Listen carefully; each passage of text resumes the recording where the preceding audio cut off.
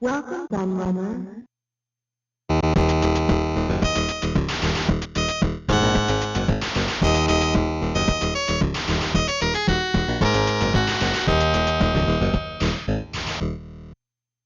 I have to say that when I ran the latest Amazing Facts poll on my channel, I didn't really know what to expect. It pitted the ultimate winner, the Tandy colour computer, against the British Sam Coupe, the Japanese Sword M5 and the American Apple Mac Classic, all computers that had done quite well in previous polls. I have to admit that I was hoping the Sam Coupe would win, as I have a real soft spot for it and wanted to do the computer justice. However, most of you felt differently, and the CoCo ended up running away with it, getting a pretty substantial 45% of the vote. And I have to confess that this put me right outside of my comfort zone, as I've never seen a Tandy CoCo, let alone played on one, and I wasn't that well clued up on it. Although I did have some knowledge, given it's very closely related to the Dragon 32, which is not only one of my most recent pickups, but also a computer that's already had an Amazing Facts episode of its very own, which I'll link down in the description for those interested. This meant that this video required a lot more research than many other Amazing Facts episodes, and it took a lot more time to put together, so I just hope I did the computer justice. Now we have the background to this episode out of the way, it's time to let the facts speak for themselves as we go on a deep dive into the Tandy colour computer and see just why you all wanted to see this episode so much. Let the Radio Shack TRS-80 put the world of color computing into your home. Instant loading program packs turn any color TV into an exciting game arcade. And there's more. The color computer is an educational aid, a home management tool, and up-to-the-minute electronic information service. The programmable, expandable TRS-80 color computer from $399 only at Radio Shack, the biggest name in little computers. Tandy Corporation, America's technology answer. When I was reading up on the Tandy CoCo, there was one part of the story that stood out above all the others, and I just had to start with it. And that's the fact that the origins of the computer actually come from a piece of equipment that was designed for farmers. Yes, really. You see, back in 1977, the Kentucky Cooperative Extension Service and the University of Kentucky College of Agriculture started work on an experimental video text project that they codenamed Green Thumb.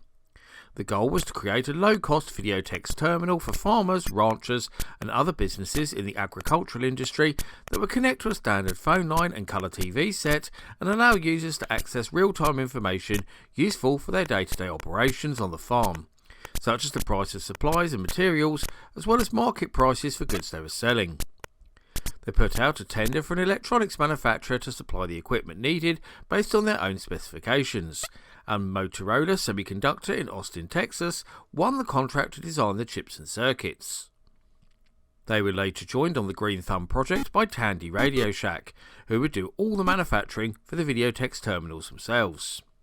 Around this same time, Motorola released their MC6847 video display generator chip, which would prove very useful to the Green Thumb project. The first prototype terminal used both the MC6847 and Motorola's powerful 6809 microprocessor. However, it was soon discovered that this prototype contained far too many chips to be commercially viable. Motorola responded by integrating the functions of the many smaller chips into one big chip called the MC6883, Synchronous Address Multiplexer, or SAM for short. The SAM, VDG and 6809 became the core of what was now called the AgVision terminal. As well as being supplied directly, it was also sold through Radio Shack stores as well as the Video Text terminal. And it was from here that Tandy realised it would actually provide the perfect basis for a cheap colour home computer. A perfect replacement for their ageing TRS-80 line. In 1980, Tandy's engineers got to work on redesigning the video text terminal, removing the internal modem whilst adding I/O ports for cassette storage, a serial I/O connector and joystick sockets. An expansion connector was also added to the right hand side of the case for future enhancements and for plugging in ROM cartridges, which Tandy called program packs. Tandy actually reused the case for the video text terminal too, adding a sticker that indicated the amount of installed memory in the machine to cover the hole where the modem's LED data indicator had been before. The finished computer would hit the market in September of that very same year. What humble beginnings it had, eh? Tandy Corporation, America's technology answer. When talking about the Tandy CoCo, it's pretty important to cover off what came before it, because, as I already alluded to in the opening part, it was the huge success of the original Tandy home computer that encouraged the company to develop a proper follow-up in the form of the colour computer. And I say proper follow-up because the TRS-80 went through numerous revisions of its own in its 4-year lifespan to try and keep up to date with the fast-moving industry advances.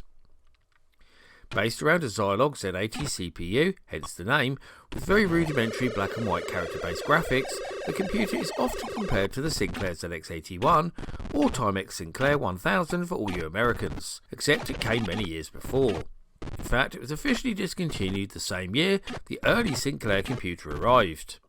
Having been launched in 1977, it represents one of the very first truly affordable mass-market home computers, alongside its big rivals, the Commodore PET and Apple II, with the latter having many technical advantages over the TRS-80, but costing twice the price, making the Tandy computer a very attractive option indeed. The mass-market availability of the TRS-80 through Tandy's own Radio Shack stores, more on that later, also helped greatly with its impressive 2.5 million units sales figure. In fact, in 1982, it was officially the best-selling home computer on the market, having outsold the Apple II by a factor of 5 to 1. It was actually its huge technological inferiority to the Apple II, and even more so to the Atari 400 and 800 that arrived in 1979, that led to the rather unfair and insulting Trash 80 nickname it soon picked up. This name was mainly thrown at it by people who wanted a home computer that could play games, because in the business and productivity scene, the TRS-80 had become a firm favourite. It was highly expandable, had a glut of excellent software, and even better customer support via the aforementioned Tandy Radio Shack stores, which was very important in an age where computing was still so new and people needed teaching how to make the most of their expensive purchases. So the TRS-80 might seem pretty primitive compared to what came after, but nobody can deny its huge influence and importance within the home computing sector. Tandy Corporation, America's technology answer. I just talked about the CoCo's predecessor, the TRS-80, and how its success encouraged Tandy and Radio Shack to invest even more resources into the home computer sector. But what I didn't talk about was how that computer had a rather strange influence on what came after, that led to a lot of confusion with the branding of the new TRS colour computer. You see, as I already mentioned, the TRS-80 computer got its name from its central processing unit, the much used Zilog Z80, which made perfect sense. Because this computer was such a huge success, Tandy chose to carry the name over to add extra brand recognition, calling their new computer the TRS-80 Colour Computer. Now you might think this made perfect sense too, for the reasons stated, but it certainly didn't, because there is no Z80 chip to be seen anywhere inside the CoCo. Instead, the CoCo is built around a more powerful Motorola 6809 CPU. This was a very advanced processor for the time that had limited 16-bit capabilities and ran at 0.89 MHz. Although there was also a poke you could use to double this, but that made the machine unstable, so it was limited in its use. Now this might not sound that fast, but due to the way the CPU was designed, it was much more efficient at executing and running instructions, making it ultimately more powerful than both the more well-known processors. It's said that it was also much easier to program for too.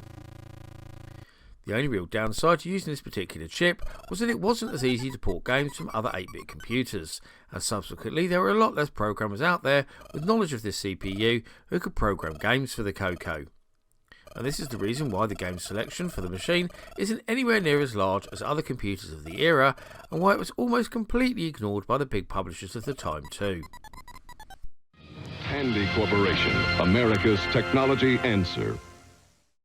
Now anyone watching this who is British, not American, might know that we actually got our own semi-official version of the Tandy CoCo, in the form of the Dragon 32, and indeed its later upgrade, the Dragon 64.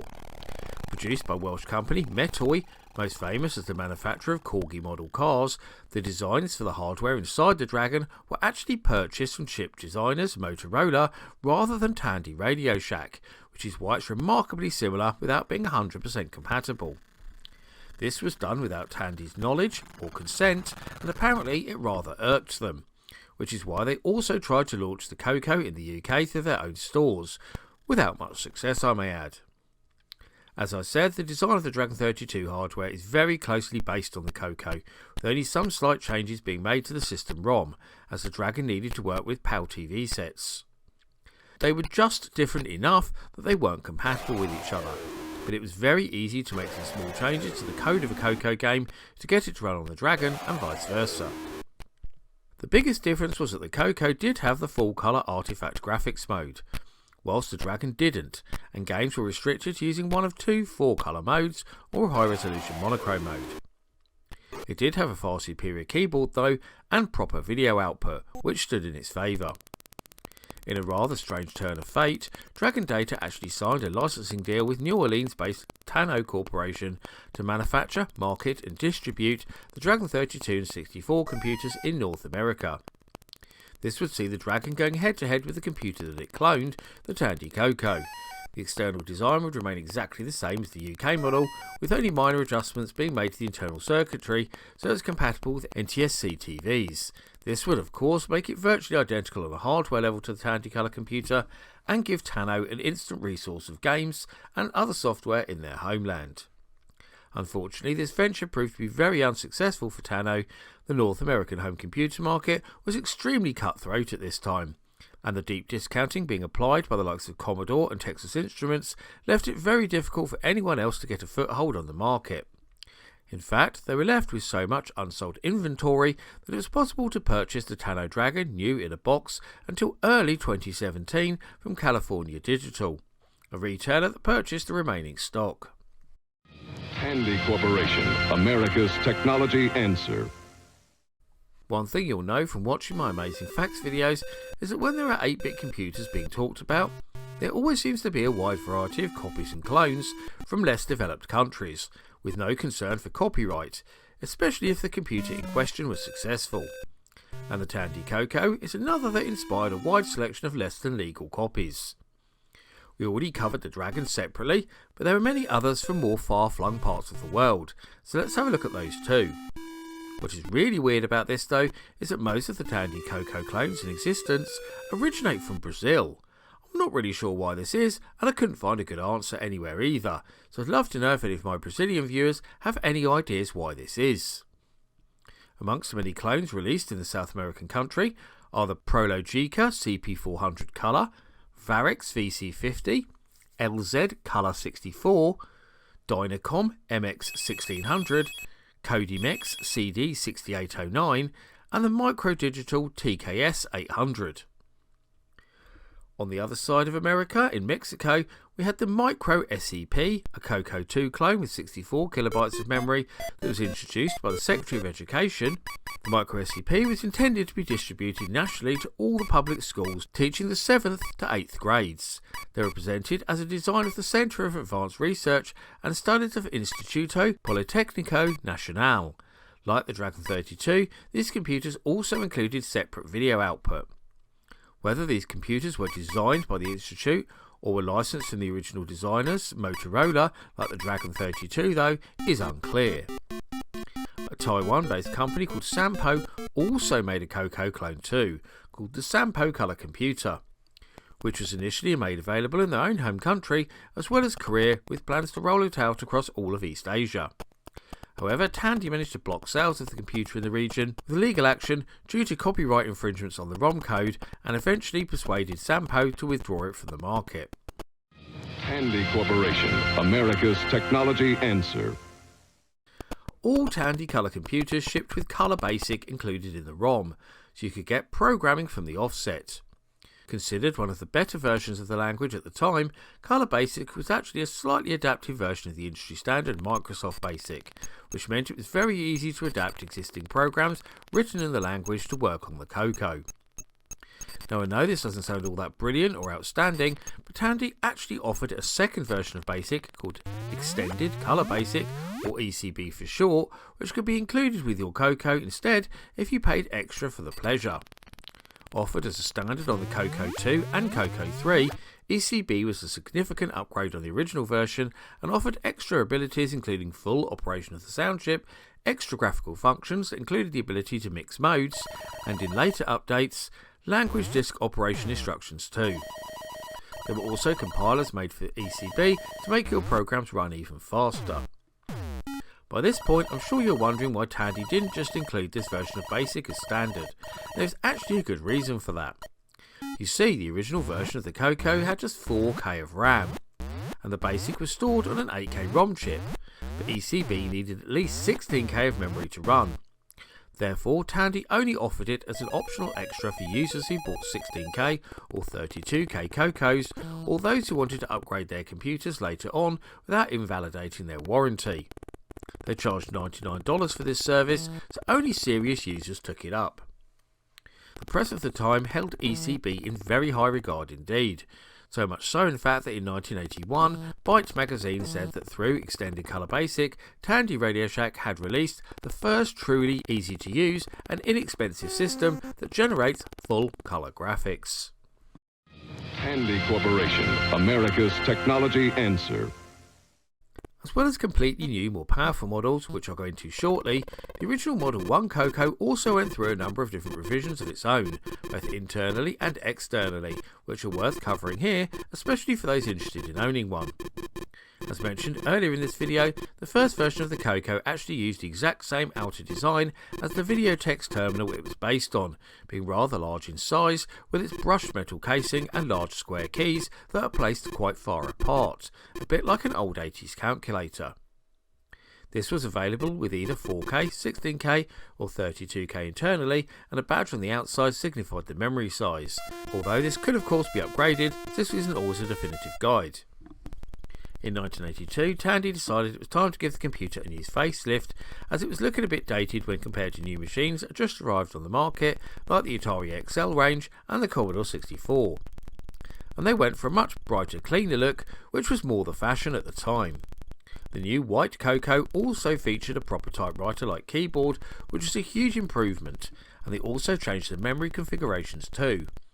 Just two models now being available, a base model with 16K and an enhanced model with 64K, which would soon become the default standard for all new CoCo models going forward.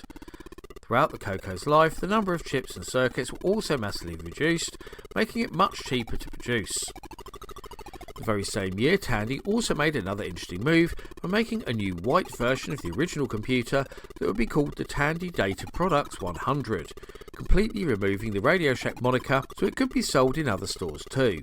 However, despite some distribution by well-known American electronics company RCA, the TDP 100 was not a success. Tandy Corporation, America's technology answer. One of the most iconic and indeed strangest aspects of the CoCo is the way it displays both graphics and text, as it uses a very different system to all the other 8-bit computers of the era, meaning that it's usually very easy to identify a CoCo game from just seeing a screenshot. The graphics chip in the CoCo is the Motorola 6847 VDG, which is capable of uppercase text only. Has a resolution of 256x192, giving it roughly square pixels, and it can display 9 colours in total: black, green, yellow, blue, red, white, cyan, magenta and orange. However, it can only display all of these in text mode, and if you want to draw graphics, things get a little bit strange. You see, there are actually 3 set colour palettes. The first is a simple black and white monochrome mode that uses the full 256x192 resolution. The second uses a maximum resolution of 128x192 and has a green border with the colours green, yellow, red and blue. And the third, often called blush mode, has a white border with the white, cyan, magenta and orange in the same resolution. This makes a lot of CoCo games look very garish indeed, as you can no doubt see, and actually put a lot of people off the system. However, like some other early 8-bit computers of the same era like the Atari 8-bit and Apple II, it's also possible to display artifact colours. This is activated within the mono 256x192 mode and uses a trick to alternate the pixels to display the colours black, orange, blue and white. This is probably most famously demonstrated by Tom Mix Software's excellent Donkey Kong clone, Donkey King. However, the big problem with this trick is that it doesn't work properly on either an RGB monitor or a PAL TV. This is why PAL CoCos, which I'll get onto shortly, and its close UK cousin, the Dragon 32, don't have this feature. Tandy Corporation, America's technology answer. Despite its strange graphical capabilities and weird keyboard, the CoCo had a huge advantage over its 8-bit rivals when it came to the marketing and actually getting it into people's homes. And this was the fact that Tandy had their huge chain of Radio Shack stores to do all the work for them. This meant that they didn't have to use a middleman or distributor, giving them much more profit and also allowing them to set lower prices. And they didn't have to pay out so much on advertising either, as shop windows did this for them. This was the main reason the previous computer, the TRS-80, was such a huge success, because Radio Shack was the go-to place for electronic needs in America.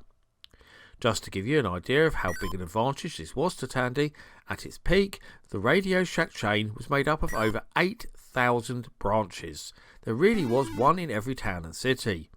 And this was just America, because you could also find stores in Mexico, Canada, the Netherlands, Belgium, Germany, France, Australia and the United Kingdom, with all the branches outside of the North American continent using the Tandy name on their storefronts instead.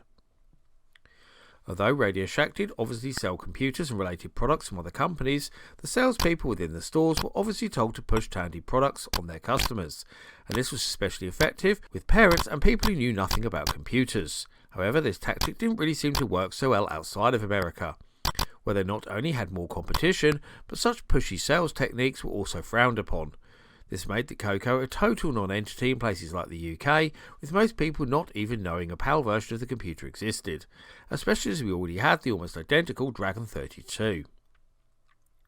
However, I should also point out that many CoCo fans believe that Tandy relied on their Radio Shack stores far too much, and this means that they spend almost nothing promoting the computer elsewhere, for example in the popular computing magazines of the time, making the CoCo seem quite niche. Tandy Corporation, America's technology answer. The original colour computer was considered enough of a success for Tandy to engineer a replacement in the form of the CoCo 2, which was released in 1983. However, many would argue that the second model was more of a revision than a genuine upgrade, as it featured the same white case and keyboard as the later redesigned CoCo with the same reduced chipset and memory configurations. However, that case was made about 25% smaller, removing all the empty space at the back, and the power supply was also reconfigured to save on production costs too. However, these small changes to design did make some original add-ons incompatible with the new CoCo 2, such as the external disk controller. So new ones had to be designed. This isn't to say that the CoCo 2 didn't offer some advantages though, as it came with a new version of Enhanced Color Basic as standard that featured new DOS commands, better memory management that allowed access to the entire 64K of RAM, and later CoCo 2 models also had an improved keyboard too. But by far the biggest improvement to the new model was the enhanced video display processor, the MC6847T1. This added lowercase characters for the first time and also allowed you to change the border colours. However, these features were not enabled in BASIC, which was rather strange. Tandy also, rather sensibly I may add, dropped the TRS-80 part of the name, with it just being called the Radio Shack Colour Computer 2 instead. In 1986, the Model 2 was discontinued and replaced with the Model 3, the last Tandy colour computer, that would remain on the market until 1991 when it was fully phased out in favour of Tandy Radio Shack branded PCs.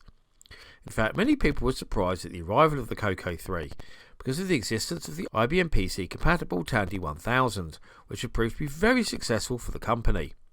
However, just before the release of the CoCo 3, Tandy executive Ed Juge stated that no home computer on the market today has the potential horsepower of the colour computer, and we believe that it has a really good future.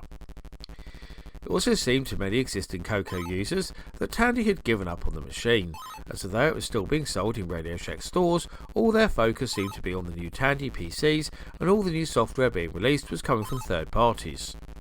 So when Tandy unveiled the Colour Computer 3 at the Waldorf Astoria Hotel in New York City, CoCo fans were very sceptical about just how well it would be supported, but were also excited to see the new specs that included 128K of RAM, which could be upgraded to 512K, A Motorola 68B09 CPU running at double the speed of the original CoCo models, new multicolour graphics modes that offered up 64 colours at once, a new version of Extended Colour Basic, and the OS 9 multitasking operating system, now included as standard. The keyboard layout has also been revised too, putting the arrow keys in a diamond configuration whilst adding Control, Alt, Clear and Function keys. It's not known how well any of these models sold, as Tandy never released any sales figures, but it's thought that each model was less successful than the last. And the computer only remained on the market so long because Tandy needed to sell through inventory. However, there is no doubting that the colour computer range has a very passionate fan base that continues to support the machines with new software and add-ons in the present day. Some people have big plans after school. You know what Elliot's gonna do? Jeff, too. Elliot's at work on a book report using Scripted on Radio Shack's Color Computer 3. It hooks up to his TV. And Jeff's at his Radio Shack Color Computer 3 playing the newest football game. But wait, what's Elliot doing playing new Super Pitfall? And Jeff's having a blast with a new math tutor. You never know what you might try with more than 100 programs for fun and learning. Radio Shack's Color Computer 3 comes with everything you see here. Other items each sold separately. Only at Radio Shack. And that rounds up my look at 10 amazing Tandy colour computer facts. Which of these fabulous facts was your favourite, or can you think of any other tantalising tidbits of trivia that I didn't include? I also love to hear the thoughts and views of my audience, so please get typing in that comment section. Before I go though, I must thank all of my loyal patrons and YouTube members for continuing to support my channel and make videos like this possible.